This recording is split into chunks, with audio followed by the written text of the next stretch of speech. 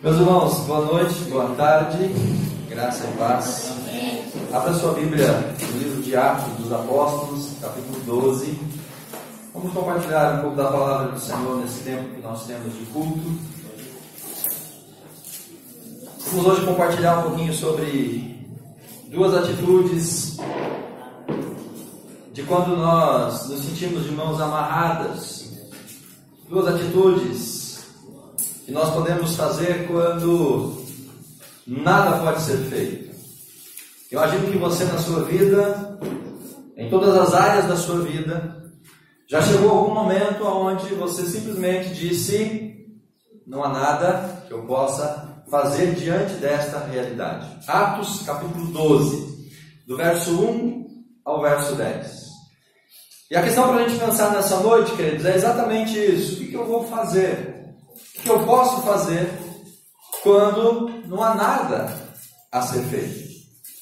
Parece até uma contradição, parece ser até algo inconcebível, mas o texto vai nos apresentar duas atitudes, duas condições que eu e você podemos colocar em prática a partir desta noite. O que fazer quando não podemos fazer nada? Capítulo 12 de Atos, versículo 1. Naquela mesma ocasião,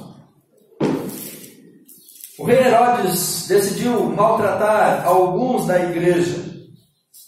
Ele matou o fio da espada Tiago, irmão de João. Vendo que isso agradava aos judeus, prosseguiu, mandando prender também Pedro e aqueles que eram os dias dos pães sem fermento. Tendo-o deitado ou detido, colocou na prisão, entregou-o a 4 grupos de 4 soldados, cada um para o guardarem, e pretendia apresentá-lo ao povo, depois da Páscoa. Pedro estava na prisão, mas a igreja orava a Deus com insistência em seu favor. Amém? Amém. Pedro estava na prisão, mas a igreja orava a Deus com insistência a seu favor. Por isso é importante você ter uma igreja. Por isso é importante você ter um corpo, um grupo onde você pertence. Verso 6. Quando Herodes estava para apresentá-lo, naquela mesma noite Pedro estava dormindo entre 2 soldados, algemados com 2 correntes. E as sentinelas guardavam a prisão diante da porta. De repente, veio um anjo do Senhor e uma luz resplandeceu na prisão. Ele tocou o lado de Pedro e o despertou, dizendo: levanta-te depressa. E as algemas caíram dos seus pulsos. O anjo ainda lhe disse: coloca a tua roupa, calça, sandálias. E ele assim o fez. E disse-lhe mais: põe a tua capa e segue-me. Ao sair, Pedro o seguiu, sem compreender o que estava acontecendo por meio do anjo, que era real, pois pensava ser uma visão. Depois de passar pela primeira, pela segunda sentinelas, chegaram à porta de ferro que dá para a cidade, que se abriu sozinha diante deles. Saindo, desceram uma rua e logo o anjo se afastou dele. O que fazer, meu irmão, quando não podemos humanamente fazer nada? Pedro estava numa situação difícil aqui, estava preso. Aquele mesmo Pedro, apóstolo, discípulo do Senhor, o Pedro de sangue quente, o Pedro um pouco afoito, o Pedrão que nós conhecemos muito bem, aquele homem que se torna líder da igreja de Jerusalém, depois da ascensão de Jesus, prega aquele sermão maravilhoso em Atos capítulo 1, milhões de pessoas se convertem, 3.000 pessoas. Pedro se levanta, meus irmãos, no seio da igreja de Jerusalém como um grande líder. Mas o texto agora revela que ele está preso, ele está encarcerado, não porque ele era um criminoso, e aqui Pedro era inocente, de fato, porque a prisão dele não lhe imputava nenhum crime, nenhuma transgressão. Pedro estava preso, a bem da verdade, mais por conta da sua fé em Jesus Cristo, do que por algum delito que ele possa ter cometido diante da lei de Roma. Herodes, que era o rei daquela época, quis fazer mal à igreja. Isso nós vemos lá no começo do texto. Versículo número 1. O rei Herodes decidiu maltratar a igreja. Ele decidiu perseguir a igreja. Ele decidiu se levantar contra a igreja, diz o verso 1. Decidiu maltratar alguns da igreja. Quando ele decide aprender Pedro, ele queria, no seu intento, então, fazer mal ao corpo de Cristo. Antes de prender Pedro, o texto vai nos dizer que, no verso 2, Herodes mata Tiago, irmão de João. E quando ele matou Tiago, que era irmão de João, ele viu que isso agradou aos judeus, os líderes. E então ele intenta algo ainda maior, por agradar os judeus, principalmente fariseus e escribas. Agora ele decide então continuar nesse projeto de maltratar a igreja, quis fazer mais, e agora ele manda prender o líder, um dos líderes. Ele manda prender Pedro. E Pedro agora está encarcerado, na época próxima à Páscoa, muito provavelmente. Então Pedro fica guardado alguns dias na prisão. Herodes não quis fazer nada contra ele naquele período de festividade, porque ele talvez aprendeu com a lição de Jesus, naquele tempo de Páscoa. Então ele deixa preso alguns dias o apóstolo Pedro naquela cadeia, até passar aquele período de celebração. Pedro estava num presídio de segurança máxima. Para Herodes, Pedro era um camarada muito perigoso, de alta periculosidade. O texto vai dizer que ele estava guardado por 16 soldados, 4 grupos de 4 soldados. Estava bem guardado dentro da prisão. As sentinelas bem postas ali. O texto vai dizer que Pedro estava dormindo, ou ele estava acorrentado entre 2 soldados. E eu até posso imaginar que Pedro estava acorrentado aos soldados também. De tão importante que era aquela prisão, e Herodes não queria correr nenhum risco de que pudesse acontecer alguma coisa com Pedro. Ele estava bem guardado e, diante disso, irmãos, qual a possibilidade de Pedro fugir daquela prisão? Qual a possibilidade de Pedro escapar daquela condição? Nenhuma, humanamente 0,000. Nenhuma possibilidade dele sair daquele lugar. De tão guardado que ele estava, de tão protegido que ele estava ali naquela prisão. Era impossível ele deixar aquele lugar. E isso nos leva a entender, queridos, que Pedro estava então muito próximo de morrer. A vida de Pedro corria risco, porque ele estava preso lá com essa intenção. Herodes queria matá-lo, ele já matou Tiago anteriormente. E a prisão de Pedro não foi apenas para dar um susto em Pedro ou um susto na igreja. Não, Herodes tinha o intento de matar, e Pedro estava prestes a morrer pelas mãos de Herodes naquela ocasião. Então, meus irmãos, a situação de Pedro era delicada. A situação dele era muito delicada. E essa não foi a primeira vez que Pedro puxou uma cadeia, usando a gíria popular. Não foi a primeira vez que Pedro estava preso. Abra sua Bíblia em Atos capítulo 4, verso 3. Eu quero voltar um pouquinho nesses 2 episódios para você entender que a situação de Atos 12 é muito séria. É uma situação muito séria para a vida daquele homem. Capítulo 4, verso número 3 de Atos. Então, os prenderam e os colocaram na prisão até o dia seguinte, pois já era tarde. Pedro e João aqui estavam presos, a primeira vez que ele experimenta a cadeia. Mas essa primeira prisão de Pedro, meus irmãos, junto com João, era diferente do motivo pelo qual Herodes havia prendido. Aqui Pedro estava na prisão mais por uma questão religiosa. E aqui ele foi preso por uma acusação dos líderes judeus, fariseus e os escribas. Porque eles ficaram incomodados com a pregação de Pedro, com o ensino de Pedro e João. Então aqueles homens se levantam com ciúme, com inveja, e eles armam ali um motim, de tal modo que Pedro e João são presos. E eles ficam um pouco de tempo na prisão. Mas foi muito rápida, porque já no dia seguinte eles foram soltos. Verso número 5. No dia seguinte, eles se reuniram em Jerusalém, as autoridades, os escribas, e levaram, eles já saíram. Foi uma prisão bem rápida, ele não fica muito tempo ali, e ele é solto mediante uma ameaça, dizendo: olha Pedro, se você continuar pregando, vai ser preso de novo, então você fica esperto. Pedro, ele não obedece. Atos capítulo 5, verso número 18. Pedro puxa outra cadeia. 5 de Atos, verso 18. Prenderam os apóstolos e os colocaram na prisão pública. Então, mais uma vez, agora Pedro, pela segunda, está preso de novo. Não que Pedro gostava de uma cadeia, né, meus irmãos? Tem alguns que gostam de uma cadeia. Mas Pedro estava ali nessa condição justamente por reincidir no mesmo crime religioso. Vamos usar essa expressão. Porque a prisão agora de Atos 5 é o mesmo motivo da prisão de Atos 4. A questão de fé, a questão de religião, a questão dele estar ensinando sobre Cristo. E isso trouxe algum descontentamento para os líderes.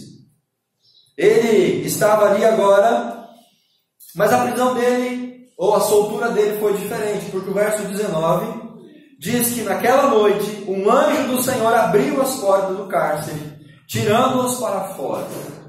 Então agora Pedro ele não é solto pelos homens que o prenderam. Pedro agora é solto pela ação miraculosa do anjo do Senhor. E quando nós chegamos em Atos, no capítulo 12, no texto de hoje, nós vemos então que essa foi a terceira vez que Pedro estava na prisão. Agora ele está lá não por reincidir no crime religioso, mas ele estava preso por ordem de Herodes, não pela lei judaica, mas ele estava preso lá, meu irmão, para ser morto. E esse que é o detalhe do texto de Atos capítulo 12 que deve agora chamar a nossa atenção, porque esse fato ele é determinante. A coisa era mais séria do que a gente podia imaginar, ou do que até o próprio Pedro podia imaginar. A situação de Pedro agora, irmãos, é séria. Ele corre um iminente, um real, um concreto risco de morrer. O verso que nós lemos, lá no versículo número 6, quando Herodes estava para apresentá-lo, naquela noite o anjo se manifesta, nós podemos entender que naquela noite ou no dia seguinte, Pedro seria apresentado diante dos líderes. E não há dúvida de que ele seria morto. Ele estava aqui naquilo que a gente chama então da última noite de Pedro. Pedro deu trabalho para o anjo, né? 2 vezes o anjo teve que intervir na vida dele para que ele não perdesse, para que ele não morresse. E essa realidade de Pedro, essa condição dele, preso diante de 16 guardas, algemado, muito bem guardado. No dia seguinte ele ia morrer, provavelmente, com certeza. Então nós podemos entender, meus irmãos, que essa condição de Pedro é exatamente o que dá para nós o feeling da mensagem dessa noite. O que Pedro poderia fazer naquela condição? Não poderia fazer nada. E é nesse mesmo ambiente que muitos de nós nos encontramos. É nessa condição que você muitas vezes se encontrou.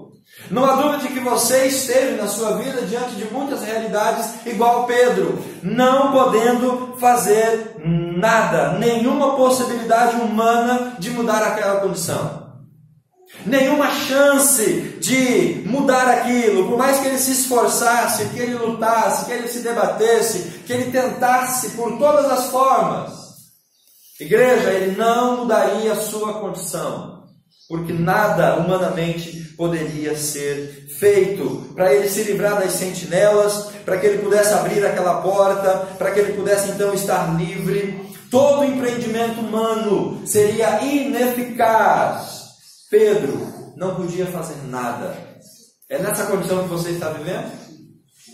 É isso que você viveu essa semana? É com essa condição, é dentro dessa realidade que você vai dormir hoje e acordar amanhã, segunda-feira, exatamente na mesma condição de Pedro, não podendo fazer nada diante de algumas situações que surgiram sobre a sua vida? Se é, meu irmão, então Deus nessa noite tem uma palavra ao seu coração. O fato de não podermos, presta atenção, o fato de nós não podermos fazer nada, não significa que nada pode ser feito, amém? Não é porque eu não posso fazer nada que nada vai ser feito. A gente tem que entender esse princípio e esse conceito. Pelo fato de eu estar de mãos amarradas, pelo fato de eu não mudar a minha condição, não é sinônimo de que então aquilo vai continuar daquele jeito. Porque se eu não posso fazer nada, nós temos algumas coisas que Deus nos ensina nessa noite. Muitas vezes o não poder fazer nada abre uma possibilidade de que alguém possa fazer. Amém? Quando eu não posso fazer nada, o poder fazer, a capacidade, a autoridade de fazer não está em nós, não está em mim. E é nessa ocasião, queridos, que Deus ele entra com providência. Quando eu não posso fazer nada, Deus então entra com providência. Verso número 7 de Atos capítulo 12. De repente, olha só como que o texto está escrito. De repente veio o anjo do Senhor. Pedro não podia fazer nada, mas Deus podia fazer. Então, se Deus podia, Deus está agindo agora para realizar. Deus envia o anjo. Aqui é a providência, aqui é o milagre. Porque se eu, irmão, se você pode fazer alguma coisa, se nós podemos fazer, Deus não precisa agir. Se você pode fazer, se você pode mudar, se você pode transformar, Deus não precisa fazer. Então, quando nós podemos, nós não vamos depender do Senhor agindo. O milagre, o sobrenatural, o agir do Senhor se concretiza exatamente naquilo que não podemos alterar ou mudar. Porque se eu posso mudar, se eu posso alterar, se eu posso fazer, não é milagre, não é sobrenatural. Se Pedro pudesse aqui escapar da prisão, não seria milagre, não seria sobrenatural, seria fruto da sua capacidade. Se nós podemos, não é milagre. Se nós não confiamos e nós não esperamos em Deus, nós nunca vamos viver algo semelhante que Pedro viveu. Se nós não confiamos, se nós não esperamos, se nós não buscamos em Deus, nós nunca vamos ter essa experiência sobrenatural de Pedro diante do Senhor. O que fazer então quando nada pode ser feito? Verso número 5 de Atos capítulo 12. Leia comigo o verso número 5.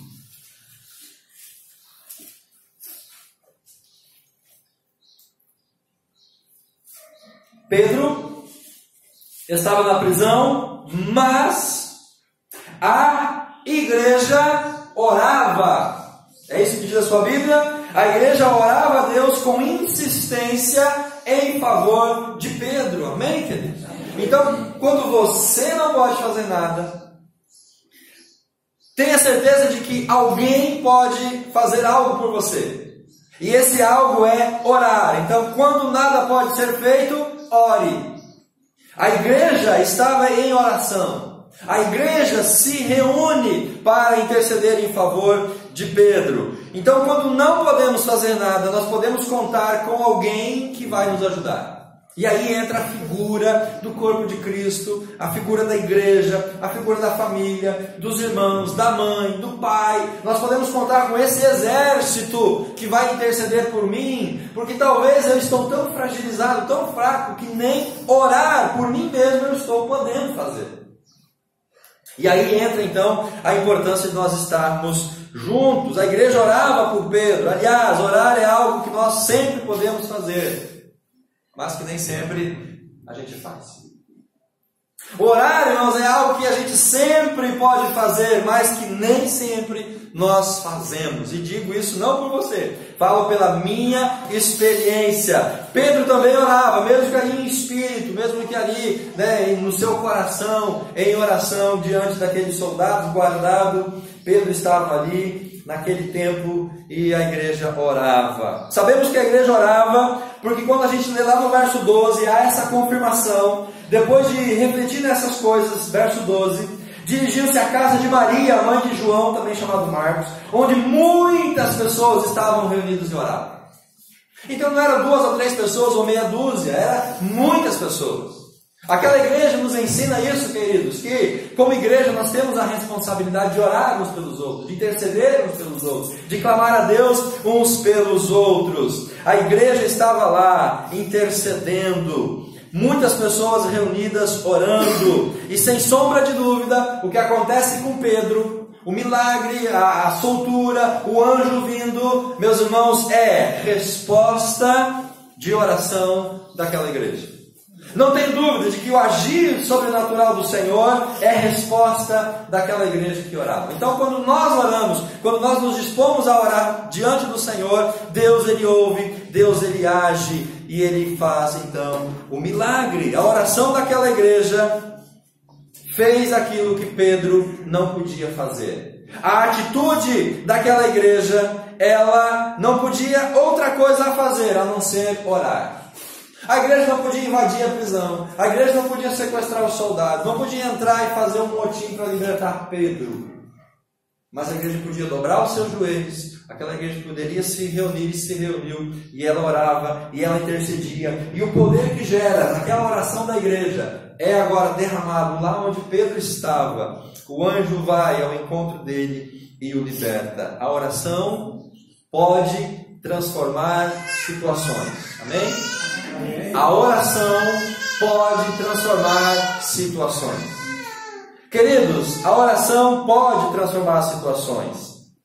Pena que muitas vezes a gente não tem essa consciência. Ou se a gente tem, a gente não crê. Ou se crê, a gente não faz. Aqueles irmãos estavam reunidos e provavelmente eles aguardavam aqui, irmãos, uma notícia não muito boa. No meu coração, eu olhando para o texto, e principalmente depois quando Pedro é solto e chega lá, aquela igreja não estava, talvez, esperando uma boa notícia. A morte de Pedro era iminente, ele estaria sendo apresentado diante dos soldados, seria morto. Podemos supor que a igreja estava ali reunida para o pior, reunida para se autoconfortar, para um consolar o outro. No momento em que chega a informação de que Pedro seria morto ou estava morto. Aqueles irmãos estavam preparados ali, um fortalecendo o outro, um junto do outro, esperando uma notícia ruim chegar. Mas não foi isso que aconteceu, amém? Não aconteceu aquilo que aparentemente tudo indicaria que acontecesse. Pedro não morreu. Quando Pedro chega na casa, a criada, chamada Rode, verso número 13, ela saiu para atender a porta e ela viu então que era Pedro. Ela sai, atendendo quem estava batendo na porta. Talvez a igreja esperando notícia ruim. Ih, chegou a notícia ruim, Pedro foi. A criada ficou eufórica, ela não abriu o portão, diz o texto aqui, que ela ficou tão eufórica quando ela reconhece Pedro, que ela não abre o portão, ela volta para dentro e diz, Pedro está lá fora. E aí os irmãos dizem, menina, você não está muito bem. Verso número 15, está louca? Ela porém insistia, mas eles diziam, é o anjo dele, não é ele, porque... Como eu disse anteriormente, talvez a igreja não esperasse que Pedro aparecesse lá vivo. Talvez eles esperassem que tivesse chegado a notícia que ele tinha sido morto. Mas Pedro continuava batendo, e aí então eles vão, abrem o portão, eles encontram Pedro e ficam todos espantados. Precisamos aprender, meus irmãos, mais. Precisamos depender mais da oração. Precisamos depender mais da oração e menos de nós mesmos. Precisamos depender mais do agir sobrenatural de Deus e menos do nosso agir humano. Precisamos entender de uma vez por todas quão poderosa é a oração. É a melhor arma de guerra espiritual que nós temos. É a arma mais poderosa, mais eficiente, mas talvez a menos usada por nós. Precisamos aprender com essa igreja a orar, ter essa consciência.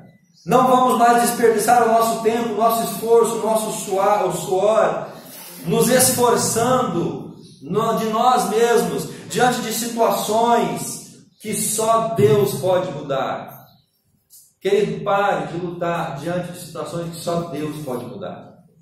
Pare de se esforçar, de se estressar, de gastar o seu tempo, o seu recurso, suas forças. Descansa no Senhor. Deixa Deus agir nesse negócio. Ele vai mudar isso. A oração é como uma chave que nós não usamos quando nós estamos tentando romper o cadeado fechado. Nós estamos com a chave na mão, que abre o cadeado, nós estamos ali batendo, querendo quebrar o cadeado. A oração está diante de nós, mas nós não a utilizamos. Quando não podemos fazer nada, muitas vezes, literalmente, não fazemos nada. Nem orar nós fazemos.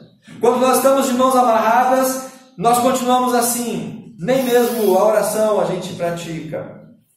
Não oramos por nós mesmos, não oramos pelas pessoas ao nosso redor, não oramos pelos nossos irmãos da fé, não oramos na nossa casa, não oramos nas reuniões que a igreja promove.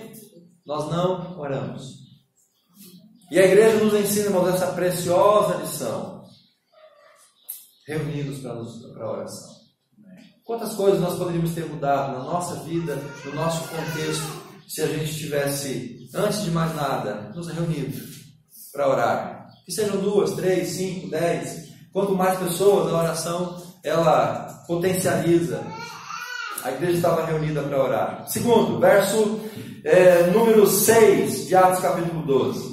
Então a primeira coisa que eu devo fazer quando eu não posso humanamente fazer nada é orar e pedir que a igreja, que os irmãos orem por nós. Só não podemos nos tornar um crente que é conhecido como crente 6 horas. Aquele que só fala assim, irmão, 6 horas por mim, mas ele não ora por ele mesmo. Então, quando você não pode fazer nada, querido, ore. Segundo, quando nada pode ser feito, descanse no Senhor. Para mim me chamou muita atenção essa atitude de Pedro no verso 6. Quando Herodes estava para apresentá-lo naquela mesma noite, Pedro estava, é isso que diz a sua Bíblia, diz que Pedro estava dormindo, é isso que está escrito aí, a minha Bíblia diz, Pedro estava dormindo entre os 2 soldados. Esse fato para mim chama a atenção do texto. Porque além de orar, creio que há algo muito importante e fundamental que nós podemos fazer. E isso é o descansar no Senhor. Quando eu leio o texto dizendo que Pedro estava dormindo naquela última noite, a sua provavelmente última noite de vida, no dia seguinte seria entregue, seria condenado, morto. Talvez aqui, se fôssemos nós, estaríamos tão preocupados, tão angustiados que a gente não iria dormir. Poderíamos fazer qualquer coisa, menos dormir. Pedro dormia entre os soldados. O dormir de Pedro pode nos ensinar o princípio de descansar no Senhor. Descansa no Senhor, meu irmão. Deixe que Deus conduz a sua vida.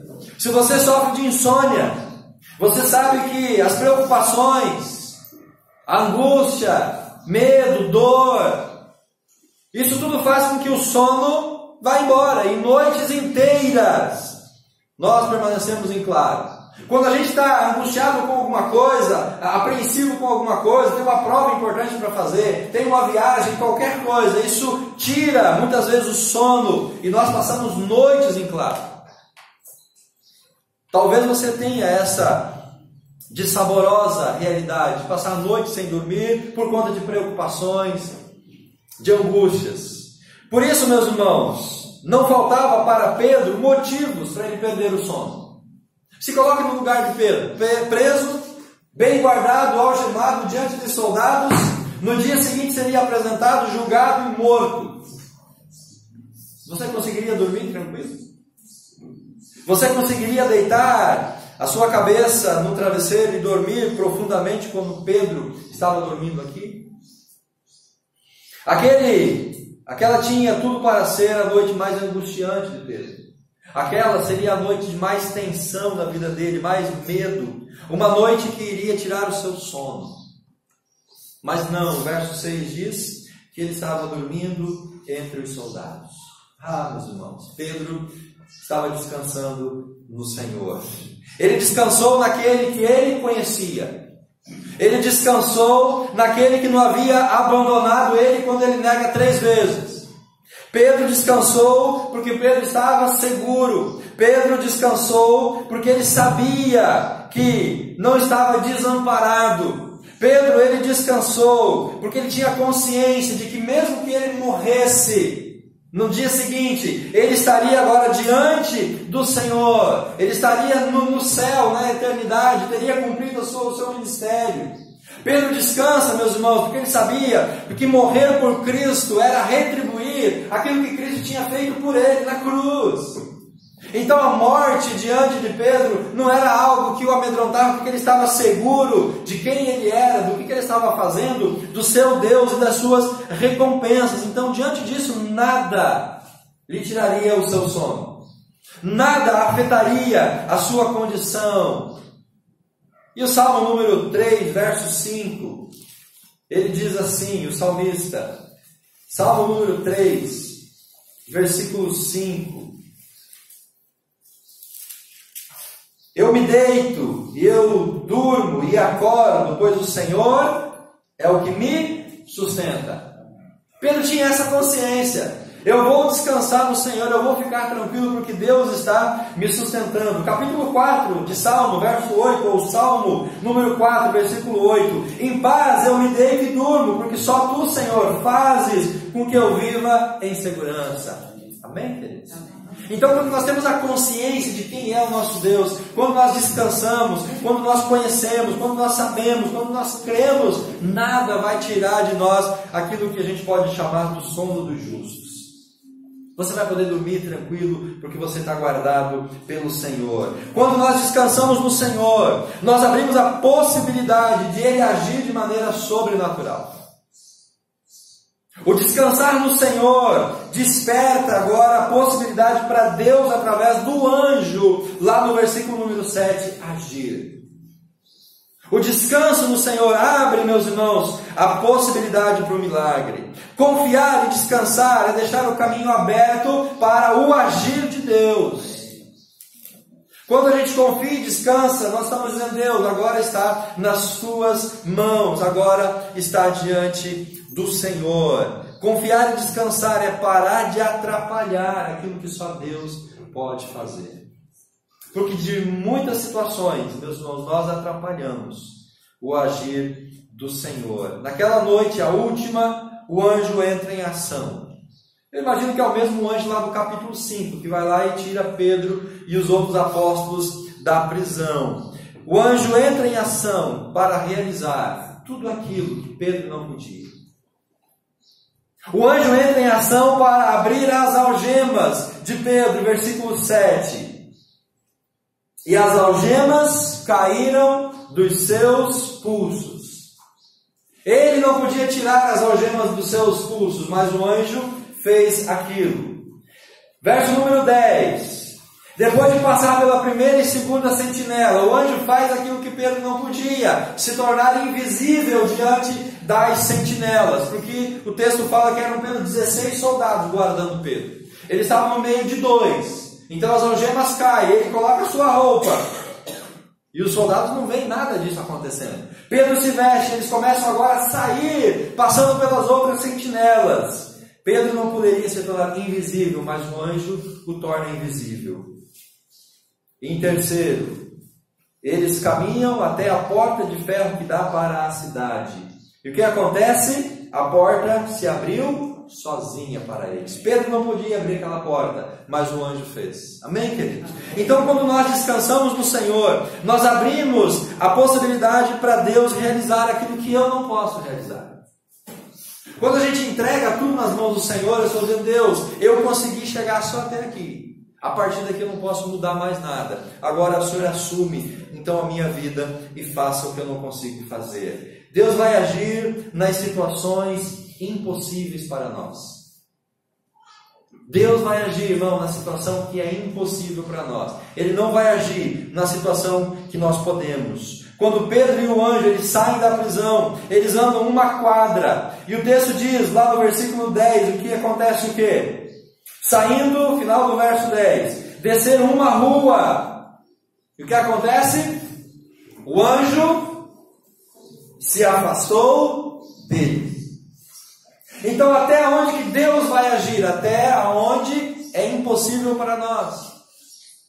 Porque a partir do momento que agora é possível para Pedro, o anjo sai de cena. Pedro, agora você pode fazer o restante. Eu fiz o milagre. milagre. Eu fiz o impossível, aquilo que você não podia fazer, mas desse ponto em diante, você pode fazer. O anjo diz para Pedro, o diz aqui é a minha interpretação: Pedro, eu já fiz a minha parte, agora o resto é contigo, se vira, dá teus pulos. Eu te trouxe até aqui, uma rua longe da prisão, agora está nas suas mãos. Nós não vamos, irmãos, contar com Deus fazendo todas as coisas em nosso favor, porque tem coisa que nós temos que fazer. Deus não é um babá que fica cuidando de nós. Deus não é uma ama que fica aí, né, limpando e guardando os nenezinhos. Não, nós temos que crescer para a gente poder caminhar e fazer algumas coisas por nossa própria conta. Pedro, agora está contigo. Agora cabe a você. Pedro vai para a casa de Maria, mãe de João Marcos, onde a igreja se reunia para orar. E Pedro então dá o testemunho do milagre que aconteceu. É isso que ele faz. Ele chega lá, Pedro entra na casa e ele começa a dar o seu testemunho. O Senhor o havia tirado da prisão, verso 17. Anuncie isso a Tiago e aos irmãos. E saindo, ele partiu para outro lugar. O anjo age, ele está livre, ele volta e está junto com a sua igreja e ele compartilha do milagre. Quando nada pode ser feito, meu irmão, além de orar, descanse no Senhor. Amém? Quando nada pode ser feito além de orar, confie que Ele está no controle de todas as coisas. Quando nada pode ser feito, entenda que Ele não vai te desamparar. Ele não vai te abandonar. Quando nada pode ser feito no seu casamento, quando nada pode ser feito, querido, no seu trabalho, na sua família, na sua saúde, quando nada pode ser feito, quando você se sentir impotente, incapaz, não perca o sono. Quando você se sentir numa situação de dificuldade, apenas descanse, apenas se coloque diante do Senhor. Amém?